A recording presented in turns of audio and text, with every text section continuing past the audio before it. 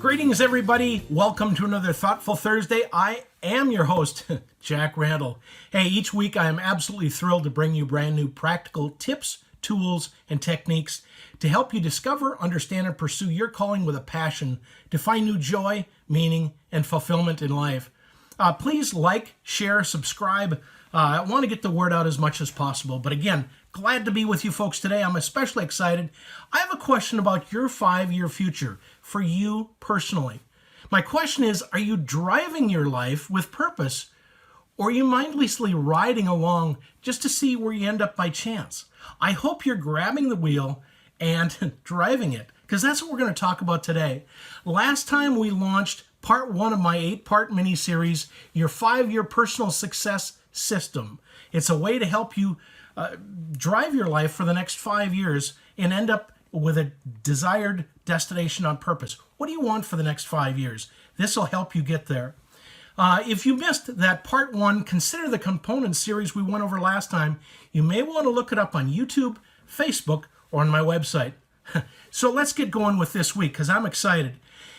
The 1988 movie was entitled Tucker, the Man in His Dream, and it was based on Preston Tucker, who had a passion and a dream to design and build futuristic cars in the 1940s. Tucker had enlisted the help of a friend by the name of Abe Carrots to help sell the stock for Tucker's company. This is a true-to-life, real story. There was a heartfelt segment in the movie where Abe tells Preston about a warning Abe had gotten from his mother. And I'm going to quote Abe in the movie. This is the way the movie line went. Abe said it this way: "Don't get too close to people. You'll catch their dreams." Years later, I realized that I misunderstood her. He was talking about his mother. "Germs," she said, "not dreams. You'll catch their germs."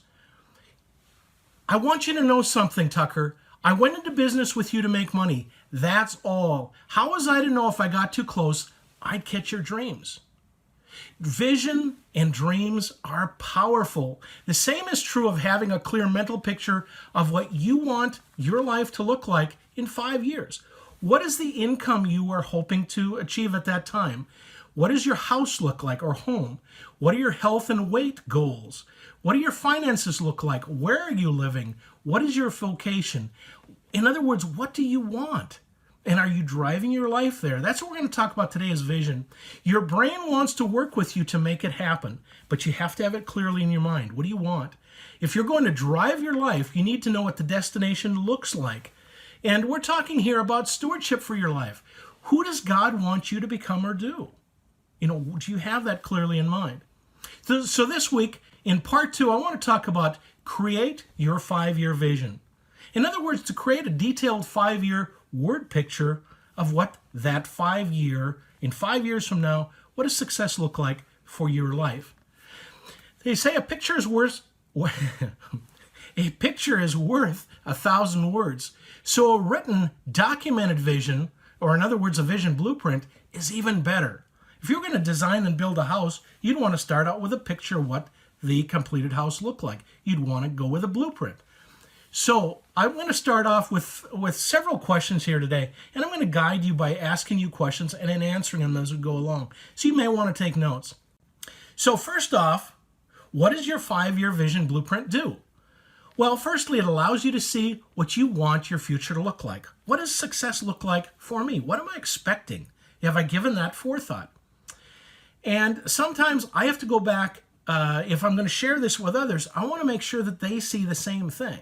Now, if I share this, if this is something that I want to share with others, or if they're a part of this, they'll either get enthused by it or get turned off. But either way, it's important that everybody sees the same thing.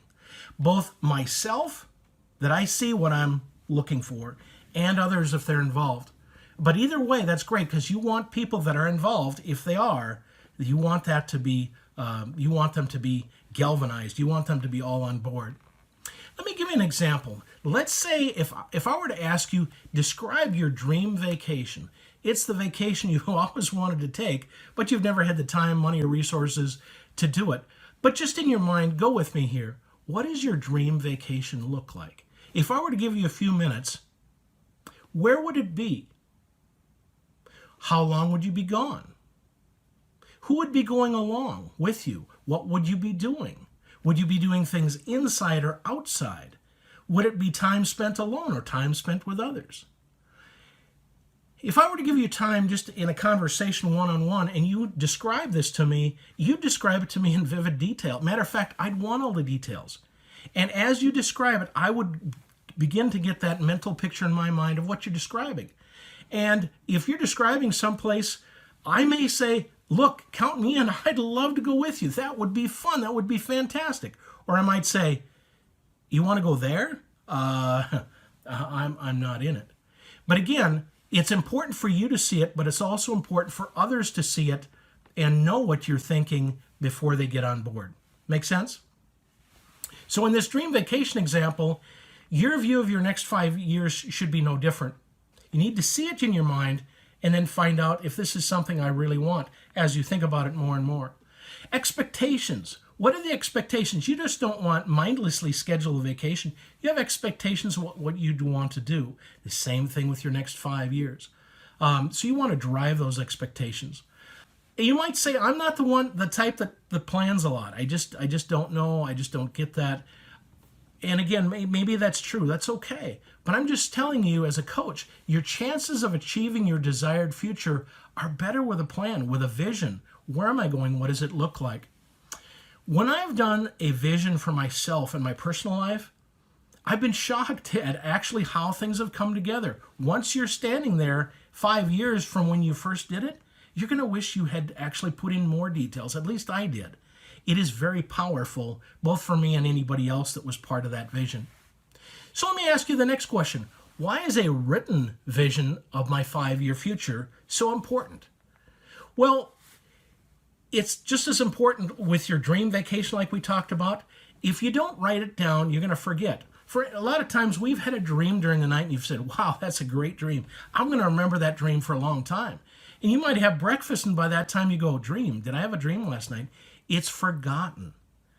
But it's important to write it down. Write it down, that vision. It's so important. Again, if you're going to share it with yourself, which I know you will, or if you're going to share it with somebody else, documenting it is so important. If you read a book and you give that same book to somebody else, it's the same story you're reading. Your expectations of what happened in the story are the same. The same with a written vision. So why is a written vision so important? Well, it communicates with others and with myself, with yourself. It communicates. It reminds you, oh, that's right. That's what I had said before. So it communicates. It provides details and insights. Why did I want that? Oh, that's right. That was that little part. And it's important to write it down. Otherwise, it's going to be lost. It motivates. That's why it keeps you in the game to go. Maybe you have to go back to college to achieve that, what you want in the next 5 years. It's going to be a hard road. But you're going to remind yourself, I'm going to college because this is what I wanted, for example. Another thing, it aligns expectations. What do I expect? Or versus what the other person is expecting if I'm in a relationship. It documents things. It prevents things from changing if I write it down. It clarifies what I've defined success would look like for me. It helps organize and prioritize. If this is what I want long term, I'm going to have to do this first. So it avoids the jumble. You clearly know if I'm going to go here, I need to achieve this, this, and this first to make it here. So it helps organize and prioritize. It provides direction. It reduces stress because you know what it is that you're shooting for. It reduces conflict. It helps to unify, both internally and if you're trying to achieve that dream with or that vision with somebody else. It helps to unify. It helps to identify opportunities. A lot of times with a 5-year vision, something will come along and you go, well, I didn't expect that. And you can either hold that up against what you want and either they align or they don't. And it helps to identify opportunities and go, I wouldn't have seen this as an opportunity, what could have been a setback, but you go, actually, this is going to help me to achieve where it is I'm going. So it helps to identify opportunities. It helps to answer that question, how am I going to measure success? So part of that 5-year plan, I would say, is what are your income? What is your desired income? How many clients do you have if you're looking at it from a business standpoint? What will my weight be?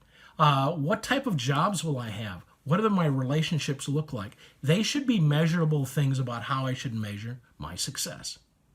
So let's go on to a different question. Why a 5-year time frame? Jack, I get the vision part. Where did you come up with 5 years? Why not 1 year or 10 year? I have a hard time with 5 years. I'm saying that the average person needs to stretch themselves. 1 year isn't really that far out in the future. 10 years is way too far out. But 5 years will be a stretch for any one of us to say, what do I want in 5 years? So that's really where the 5 years time frame came from. So you're probably asking the next question, so where do I start? Where in the world do I start on this? I mean, 5 years is a long time, and I've never done this thing before. If you find it a little bit challenging, you are normal. So take heart, but you need to start. So where would you start? I would first of all start by saying, every time I talk about you need to know your Maker, you need to know your God. Pray for God's guidance and direction. What would He have you, as a good steward of your life, which He gave to you, what would He desire of you to set for goals in 5 years? There's nothing wrong with it. Set 5-year goals. So pray for guidance and direction. Sit down with your computer, just open up a blank Word document and document what you're putting down in Word. That way you can go in and change it. It's always neat. You can save different versions of it. It will be messy because you're going to change it in time. But I would say just start out with a Word document. Here's the key, because you're gonna sit down and you won't even know where to start. Sit down by putting several skeleton topics. You might want to put down a heading for income. You might put down a heading for where am I living? Do I own a home? Do I rent a home? Where would my home be? What relationships do I enjoy now 5 years from now? What does my family look like? How important, how much have I prioritized family, and what does that mean? What are my weight or my physical goals that I'd wanted? Because I'll be 5 years older. What do I look like? What is my educational goals? What is my vocation? So just put down some skeleton categories to kind of give you a jump start. And I would start with those that I laid out to you.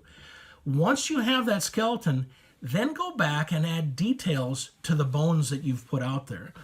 In other words, vocation. What type of work would you be doing? Why do you do it? What do you enjoy about that? Who are you helping, etc.? As many details as you can stuff in there, the better it is for you to see and for somebody else to see if you decide to share this. So it should, when you're done, it should read like an outline or a story. In other words, just like if we read the same book like I mentioned earlier, we would see the same outcome. And it would clarify things for us so much. So that's where I would say that's where you start. Next question you might be asking is, who should see your 5-year vision? Really, it's important for you. But just like that dream vacation example, you may want to take other people along. If you're married or expect to be in a relationship, others will want to know, what are you expecting in 5 years? I think this is absolutely powerful for a couple to do, but I would first have one person do it on their own, the other person do it on their own, and then bring them together to see how they may align or not. Or maybe you're not in any relationship, but you'd like to be in 5 years. What does that ideal mate look like? What are the characteristics you're looking for? So when that person appears, when the Lord brings them across your path, you're going to go, that's the person. And trust me, I've seen this happen. It is absolutely powerful. It can change your life. So I wouldn't share this with the world. Matter of fact, I'd only share it with you yourself and with other people who need to know. Look at this kind of like your diary. It's very private and very personal. Next question you might be asking is, if I include other people and I show it to them, can I control them? No. It's about you driving your life. God only can control it, but at least you're taking the wheel to be responsible for it. The only person you are absolutely responsible for and accountable to is you and God. But you can't make that other person, if they're a part of this, you can't make them do that. That has to be voluntary, and that's on their own. So it's really not a control issue at all. So I just wanted to throw that out. Can you modify your vision? Of course. That's why I'd put it down in a word. You will find, if you're like most people, it's going to be a messy process. You're going to put it down a few days. You're going to be driving along in the car one day, perhaps, and you go, what was I thinking about there? I don't want that. I want this. That's good. That's fine. That's totally normal. Again, it's yours. But by putting in foresight and forethought, now you know what you're expecting and it means more to you. So can you modify it? Of course. Will you make changes? Yes, it's likely. So, but put it down in your computer. And again, I would close this segment by saying, pray for God's guidance on your vision as you put this together, as you document, as you write it down, that you'd be seeking God's will. And ask yourself, do I want what I want? Is this a selfish thing? Or do I want what He wants? It's really about His stewardship of what you've been given in your life. Are you a good steward of what God has given you? There's nothing wrong with having your desires as long as they're pure. But again, put them down. Remember that your chances of arriving at success in your future is more likely when you drive your life. That's why creating a written vision for your life is so incredibly powerful. How can I help? If you're struggling trying to get from here to there with your calling or your personal life, I can help. I'd love to be your coach. Contact me at jack@windmillleadership.com. And as I always say, if you know your maker, the best is yet to come. Thanks, everybody. Take care.